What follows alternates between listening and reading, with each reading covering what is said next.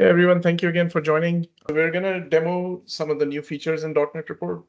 Okay, so the agenda today is to, again, go through the overview of new features. The main thing is we have a custom report designer now that can do HTML reports.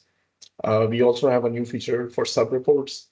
So these are something that were not available in .NET Report as such because we're more of an ad hoc designer and not a typical SSRS type or old school reporting where you could design reports but so our output was always generated, but now we're adding those, and we have some enhancement options as well. Then we also are going to go through bulk access setup options, and so we have a message in the chat.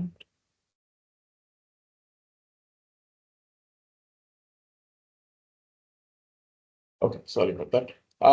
And then there is an autocomplete also on search, and then you guys can ask any questions. I mean, feel free to raise your hand in the middle anytime if you have anything, or if you have any questions, just feel free to type it in the Q&A also. Okay. So the first thing we're going to go through is the custom HTML report, see how we design it. And so let me go switch over to our current version. I'm just running it locally, and I'm connected to the Northwind database. That's kind of my go-to for demo. So when you do a new report, like we always had the summary list bar. Let me go ahead and run one of these reports just to kind of show you how .NET Report generally did output, right? So it always, when you design a report, you select the columns, and there is no option to design the output. It just simply renders that as a table most of the time. I mean, you have always had different setting options where you could choose colors and stuff and do different things on layout. If you have more of a chart or a drill down report, so you have the option from before to drill in and maybe format the colors, change the layout, right? You could go into the designer and change chart settings and table colors and stuff, right? But you can't really design the output. This is what it used to do. Okay. So now we're going to do new report, and we have this custom report designer. So as soon as you select it, it gives you the HTML here, an HTML designer. So we can, I guess I can, you still have to choose the fields. So for example, like let's say I want to get my employees in here. Let me just go ahead and select employee, last name, first name, maybe their city and their photo. Okay. So the main thing with the designer here is as you select fields, you can just put these guys in here. So for example, if I wanted the first name here, I can just simply type in anything I like, right? And I can, I can insert, I can change the font, I can make it bold, I can have different colors. But basically what I need is, what I can do is I can select any field and drop it in. So for example, if I want the photo, I can put that in here.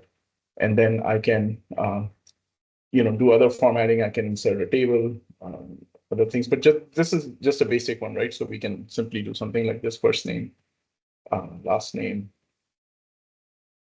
and do the same thing, just drop in the field here, right? And then let me go ahead and save and run this.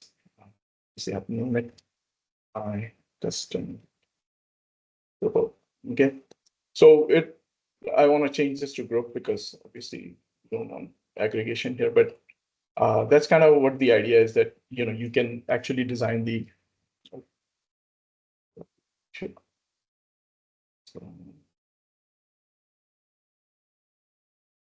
okay, so we get something like this, right, where we have the HTML designed for us, and it's just an HTML output. So you can also change it to a card layout, which gives you, as you can see, that it kind of adjusted in the background too. It could be laid out like that. Another option is that you can actually insert it as a table. Okay, so you can do it as a standard table, which makes it, which inserts the table directly in .NET Report, or you can do it as a transpose table, where you can see that it automatically puts all the fields that you selected in as a table as well. So if I save and run this, it basically puts it as a transpose table, or I can, if I do it as a standard table, it just basically insert it as standard table. Now, another thing is you can also put report headers and stuff in there too. So for example, like, if I had my basic report like this, right? And let's say I wanted to insert like my report header here and put like maybe a line break here. Yeah, if I save and run this, what it would do is the system would obviously repeat it for each row, right? Because it kind of does it for each row. But we have this option here where you can insert a header break. And you can do the same thing for footer. So you can put items here, and then it won't repeat.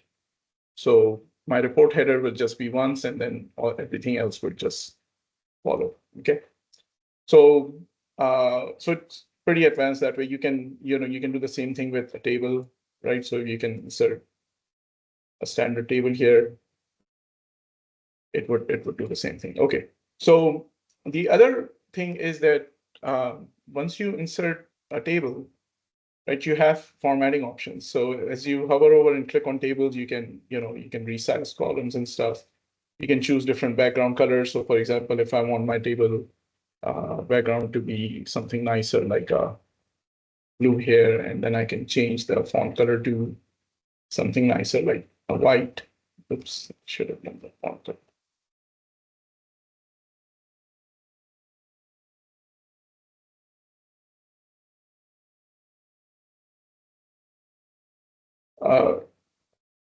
So, and then you get other options too, like you can delete a table or row or column. So if you want just the headers, you can, change things here, but then the placeholders that we insert for fields will still be designed, right? Okay. So I've created other reports too, I think. So I did save this one. So another one is, for example, like if you have a more where you have a lot of columns, right? Like, so for example, this is one where you have some more columns, and I added a header here too. When you have it transposed, it basically puts it all here, and you can scroll across it as well. That's just another option, and the colors and stuff you can change, and it would look nice. So, okay, so that's really the main thing with tables. Next thing we can cover is the sub report. Let me see how we're doing on time. And so I kind of covered over, how to design the reports using simple HTML, how you can mix table text and card views for flexibility. You can add header and footer. So, and you can insert standard or transport table quickly, right? So I think we covered all of those. The next thing on the agenda is, and again, if you have any questions or anything, feel free to raise your hand or post it on the Q&A. Okay, so sub report. So .NET Report always had an option where you could create linked reports, right, for deeper drill down. But now we have something where we can also, so for example, just to kind of give you I show you how it used to work. Let's say I have this this report list of employees, right? So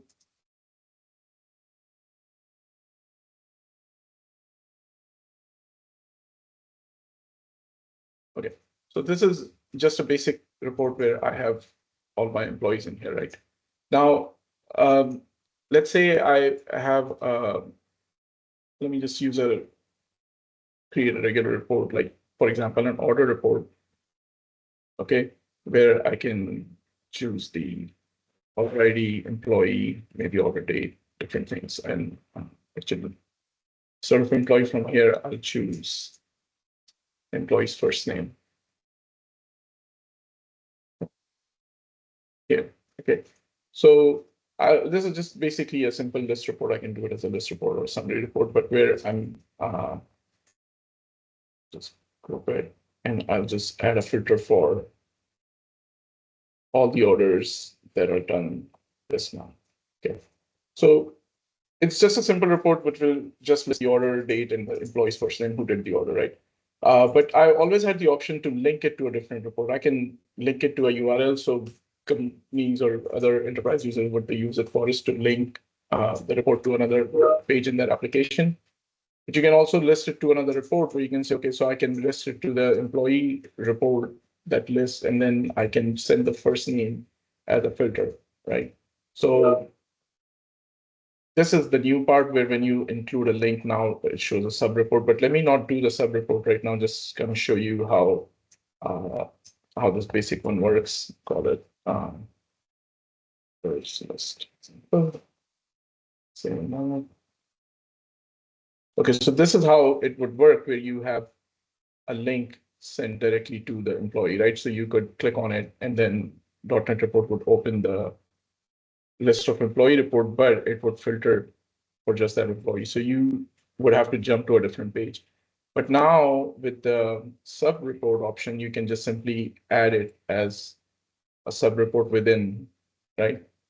There is one restriction when you choose a sub report, the page size is restricted to 1 because this is more where you can do something like a invoice where you have like the top level row and then you get the detailed rows for the invoice or something like that, or you can generate something more complicated with HTML report too, and I'll switch to that to show you. But basically, the idea with this one is that it would give you one record at a time, and so it still works with the table view too. You can go to the next page, and it would bring the employee report, the sub report within. Obviously, this is the name that we said. I mean, this is the employee, so it brings the report for that. But it's more useful and more interesting in a custom report, right? So, for example, you can do an order report where you can say, okay, order date. We can do a custom table where we can have table set up like this. We can say order date and put this in here. Size of make this heavy, and then I can order date here. Okay, so I can do another basic.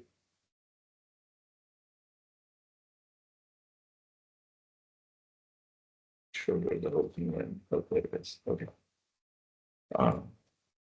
My order detail report. I mean, you can format it again. You can define different colors and stuff. But essentially, the output, what it does is that you have your order detail report, something nice like this, and then you can see that, the employee list. So you can have another linked report down below for order details. You can have as many as you need, and it would just present a nice printable format for you. You still have the export options. You can export to PDF. We also added this new print option, so you could just print directly from the screen too. Okay, so it looks nice, and you can print it directly to PDF or print it. So it's a lot faster, but you still have the export to PDF option. Okay, this is actually another thing that in PDF option we have this new feature. It was actually lower down the list, but since we're here, we can look at it. You can choose the page size and page portrait style to export to PDF. It just is more advanced options where users can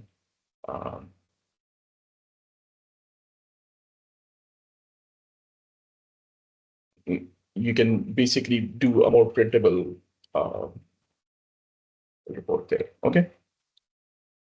Okay, so while it exports, I think it has too many pages. It might take a little while. Go close that. Okay, so that's basically how the sub reports work. Okay, I think we're doing good on time. We can move on to the next thing. I kind of talked about where you can create link report for deeper drill down. You can use an HTML standard reports or export or sub report. Okay, you can also use it in dashboards, right? So if I go to my dashboards, I've already actually added some custom reports there already, but the HTML reports work on dashboard as well, just like the regular one. So I've already added a couple here, but you can kind of see that it looks, very pretty nice, where you can, have different colors and stuff here. It will just fit in. This is another custom report that I have. Actually, I think it's very similar to the one I just did as an example, but you can see that you have the ability to do that here as well. Okay. Obviously, you can go to the next page here, or the next record. It just work. Okay. So the next thing on the agenda is enhanced print option. We kind of touched on it, right? Where we can, when we print, the another thing is that we also have the print option for dashboard as well. Okay. So this is also something new. Okay, so the layout kind of looks like this, but you can go to fit to printable area and it would look kind of exactly like what your dashboard shows. So you can do screenshots of your dashboard, quick export of your dashboard this way. You can also export the dashboard to PDF or Excel like always, but again, PDF gives you the print options here too. Okay. The next thing on our webinar agenda is, okay, so yeah, the main enhancements were really the HTML output. How do you get to dashboard? By clicking on the dashboard link. So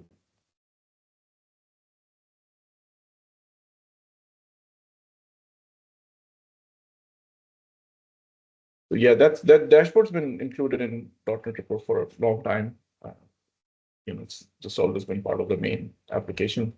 The way it works is that you can, for anybody who hasn't seen this before, is that you can choose any report that you've created and you can put it on the dashboard. I mean, these are the ones that are already there. But for example, if I wanted to add this report as well, I can simply check it and save it, and it will be added to the dashboard at the bottom.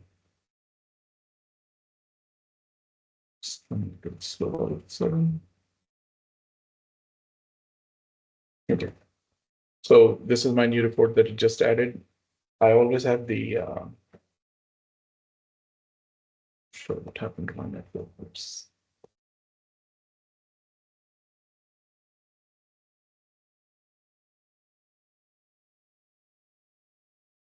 Okay, so when you toggle the arrange option, you have the option to move things around. You can resize it,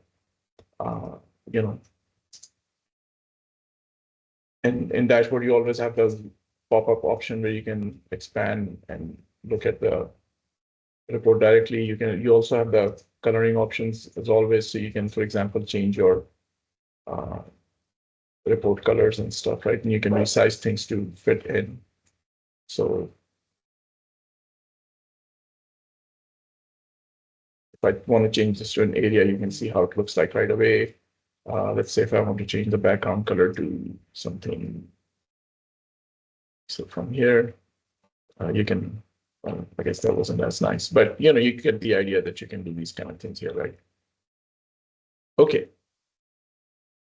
So the next thing is the bulk access setup. Okay, so that's one of the things that a lot of users have kind of had some issues with this. It works, but it's, when you turn on admin mode, .NET Report has always had the option where you can restrict access rights, right? You can go in here and you can say, okay, only certain roles can manage a report, or only certain roles can see a report.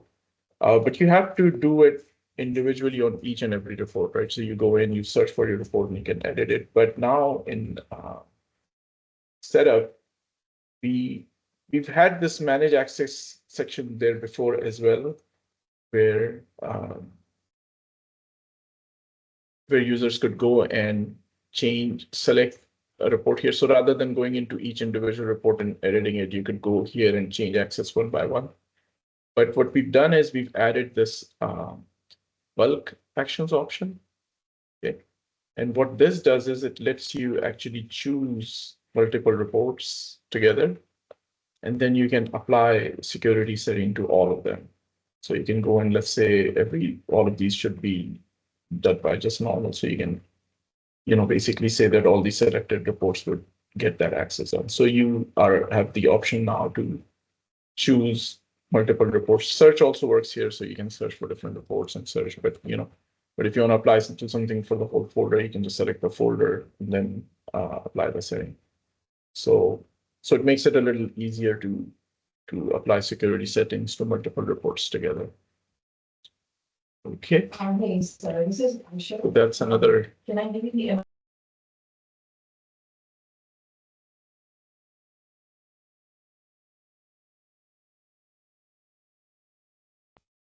We have some time. I think I'll go ahead and talk about another small but cool thing that we've added. If you go back to any report, right? So, and let me just do a new report. Let's say I'm doing so we've always had this option where, if you had a relational field, so for example, if I select all of these and employees a relational field, so once you set it up, you could always, it shows you a drop down and you can choose one or you can choose in multiple, right? But what we've added now is, but it was never available for any of the string fields, right? So if it was just a string, it was something you would just simply